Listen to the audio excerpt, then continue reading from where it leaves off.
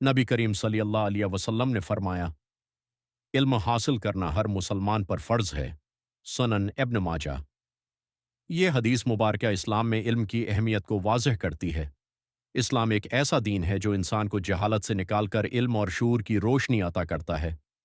उस हदीस से ये बात साबित होती है कि इल्म हासिल करना सिर्फ एक अख्तियारी अमल नहीं, बल्कि हर मुसलमान मर्द और औरत पर एक लाजमी फरीज़ा है। इल्म के बगैर इंसान न अपने रब को सही तौर पर पहचान सकता है और न ही अपनी ज़िंदगी को दरअसल तरीके से गुजार सकता है। इसलिए इल्म दीन और दुनिया दोनों के लिए बुनियादी ज़रूरत है। हिस्सा 2।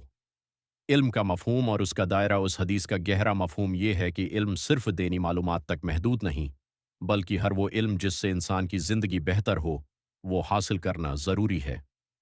दीनी इल्म इंसान को अपने खालिक की पहचान देता है, इबादत का तरीका सिखाता है और अखलाक को संवारता है, जबकि दुनियावी इल्म इंसान को माशी, समाजी और अमली ज़िंदगी में कामयाबी के रास्ते दिखाता है। इस्लाम इर्तिदाल का दीन है, उसलिए ये दोनों कस्म के इल्म को अहमियत देता है।